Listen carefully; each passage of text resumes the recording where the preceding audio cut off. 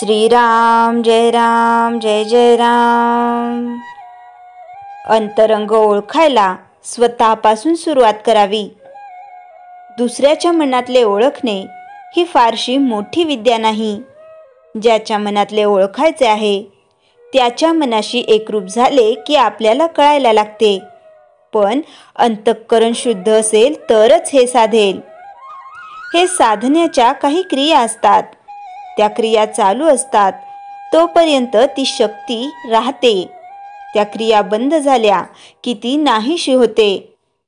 जो मनुष्य या शक्तीचा बाजार मांडतो त्याच्याजवळ भगवंताची कृपा असेलच असे मात्र नाही, आणि ती नाही म्हणजे काहीच नाही।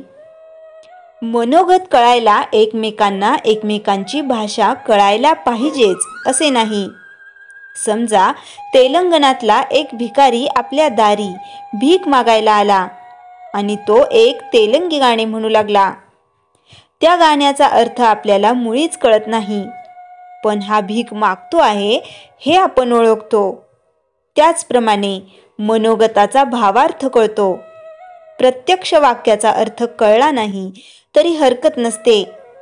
ऐकणारा खऱ्या उत्सुकतेने आला असेल तर सांगणाऱ्याचा भावार्थ त्याला आपोआप कळेल, पण ऐकणारा तसा आला नसेल तर सांगणाऱ्याने त्याला स्पष्ट सांगून सुद्धा कळायचे नाही। तत्वज्ञान हे कायम आणि कधीही न बदलणारे आहे।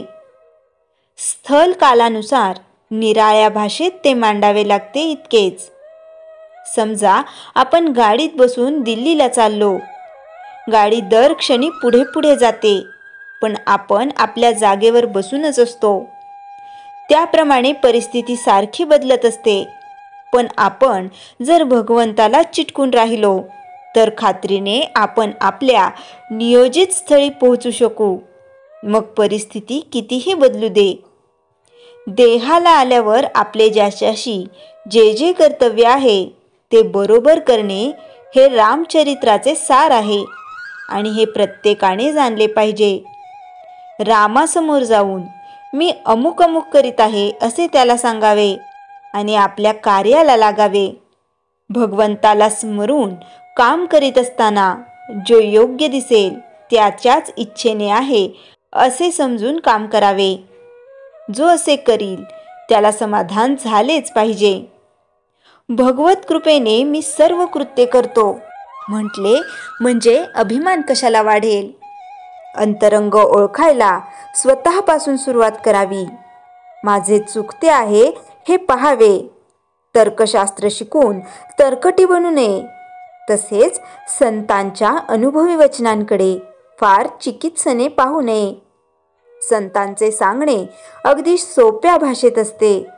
गंमत अशी की भगवंत आहे की नाही इथपासून लोक चिकित्सेला सुरुवात करतात आणि मोठ्या घोटाळ्यात पडतात, आणि शेवटी आहे तिथेच थांबण्याची त्यांच्यावर पाळी येते, म्हणजेच त्यांची प्रगती खुंटते। याकरिता भगवंताचे बूड कायम ठेवून चिकित्सा करावी। श्रीराम जय जय राम। चैतन्यवाणी देहरूप गावाहून रामरूप गावाच्या प्रवासात रामनाम हीच उत्तम शिदोरी होय। श्रीराम जय जय राम। श्रीमनाचे श्लोक 93 निरूपण। जगी पाहता देव हा अन्नदाता, तया लागली तत्वता सार चिंता, तयाचे मुखी नाम घेता फुकाचे, मना सांग पारे तुझे काय वेचे। जगी पाहता देव हा अन्नदाता असे समर्थ या श्लोकात म्हणत आहेत। देव या सकळ पृथ्वीवरील सर्व सजीव प्राण्यांचा अन्नदाता आहे। ज्या परब्रह्म परमात्म्याने सजीव सृष्टीला निर्माण केले त्यालाच सर्वांना अन्न मिळवून देण्याची व्यवस्था करावी। त्यालाच पाऊस पाडावा लागतो, शेते पिकवावी लागतात। सर्व सृष्टीचा स्वामी जगन्नायक असलेल्या परमात्म्याबद्दल कृतज्ञ बुद्धी तरी माणसाने ठेवायला नको का? त्यासाठी काय करावं? समोर आलेल्या ताटाचा नैवेद्य तरी दाखवावा। ते देवाला अर्पण केले तर देव दयाळू होऊन आपल्याला पुढील वर्षी पुन्हा देईल अशी भावना असावी. देवाला नैवेद्य दाखवावाच. याशिवाय जेवताना भोजन करताना देवाचे नाम तरी मुखात असावे, कारण ते नाम घेताना पैसे खर्च करावे लागत नाहीत. याशिवाय नाम घेऊन आपल्याला कितीतरी फायदे होतात ते वेगळेच. अन्नदाता प्रत्यक्ष परमेश्वरच आहे. हे वचन श्री समर्थांचे आहे. दगडातून बाहेर आलेली बेडकी पाहून समर्थ म्हणतात, आम्ही काय कुणाचे खातो, श्रीराम आम्हाला देतो. शिवरायांना एकदा गर्व झाला की मी पोशिंदा आहे. हा गर्व नाहीसा करण्यासाठी श्री समर्थांनी खडकातून बेडकी काढली आणि शिवरायांचे गर्वहरण केले. यावरूनच असे विचार येतात, मातेच्या मांसमय स्तनात दूध कसे निर्माण होते, खडकात जिवंत बेडकी कशी सापडते. सर्वांचे उत्तर एकच की ही परमेश्वराची लीला आहे. याचे कारण जगी पाहता देव हा अन्नदाता. मग असे असताना हे मना, तुला त्या परमेश्वराचे नाम घ्यायला काय त्रास आहे, ते सुद्धा काहीही खर्च येत नसलेले फुकट असलेले नाम. जय जय रघुवीर समर्थ. श्रीराम जय राम जय जय राम. संत रविदास भाग 15. शिकाराला विनवीत हरीण म्हणाली, ठीक आहे, माझी तुला शिकारच करायची आहे ना, मला फक्त 2 घटकांची अवधी दे. मी पाडसांना दूध पाजून परत येते. शब्द मोडणार नाही, खात्री ठेव. शिकारी म्हणाला, मला मूर्ख समजतेस का? एक वेळ तू गेल्यावर परत येणार नाहीस. हरणीच्या डोळ्यांतून अश्रू वाहत होते. ती सुटण्याची धडपड करीत होती.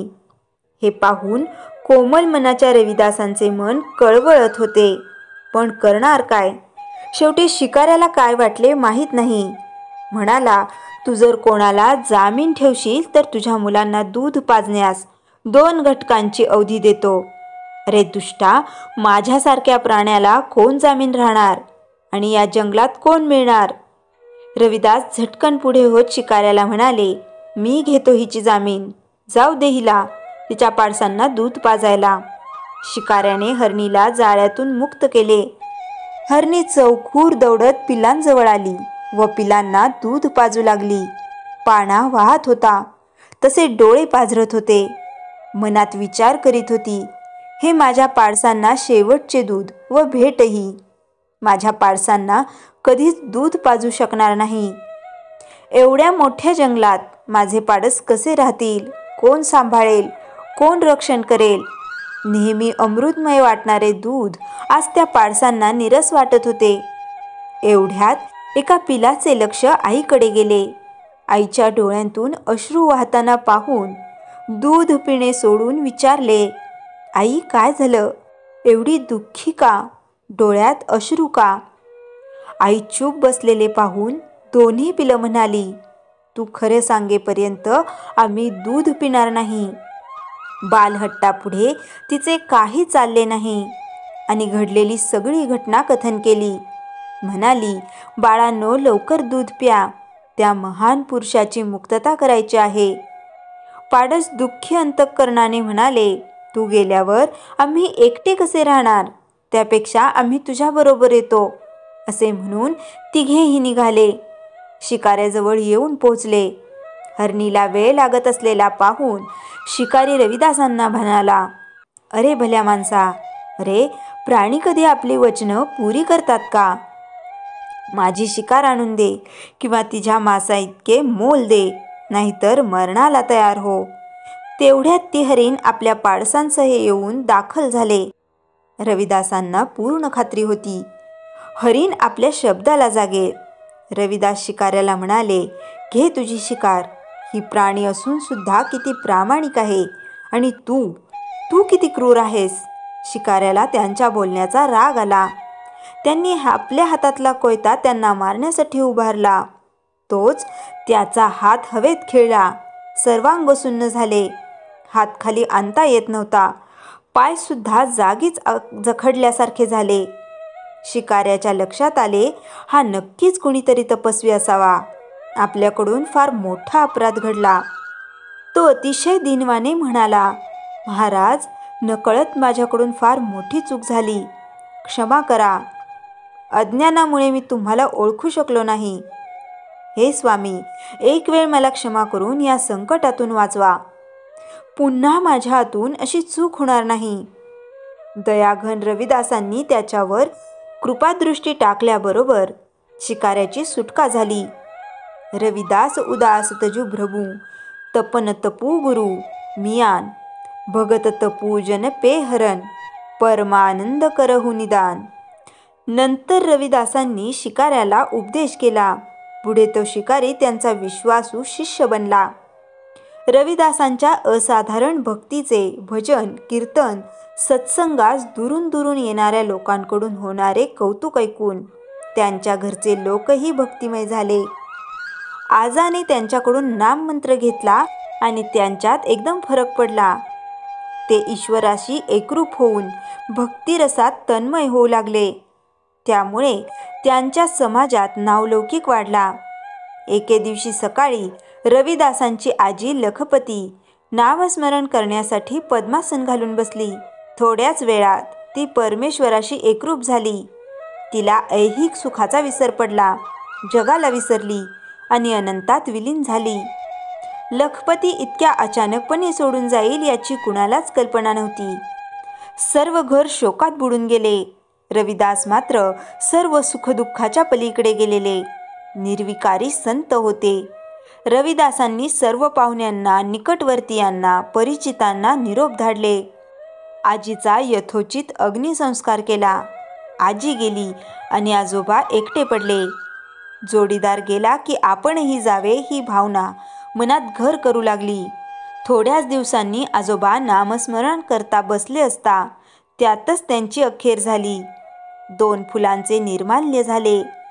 आईनंतर माया लावणारे आजी आजोबा गेले आणि त्यांच्या पुढे दुःखाचा डोंगर कोसळला. रविदास सारखा अविकारी वैरागीही रडू लागला. खुद्द रविदासांना रडताना पाहून बाकीच्यांनाही शोक अनावर झाला. तेही रडू लागले. रविदासांनी स्वतःला आवरले आणि म्हणाले, रडू नका. बाबाजींची आत्मज्योत परमज्योतीत जाऊन मिळाली. दुःख आवरा, उलट आनंद व्यक्त करा. खंत एका गोष्टीची वाटते, ते आपल्यात नाहीत, पण त्यांनी घालून दिलेले आदर्शाचे, विचारांचेच रक्षण करायला हवे. संकलन व लेखन मीनाक्षी देशमुख. श्रीराम जय राम जय जय राम. जयाच्या जनी जन्मनामार्थ झाला, जयाने सदा वासनामात केला. जयाच्या मुखी सर्वदा नाम कीर्ती, नमस्कार तया ब्रह्मचैतन्य मूर्ती. श्रीराम जय राम जय जय राम. जानकी जीवन स्मरण जय जय राम.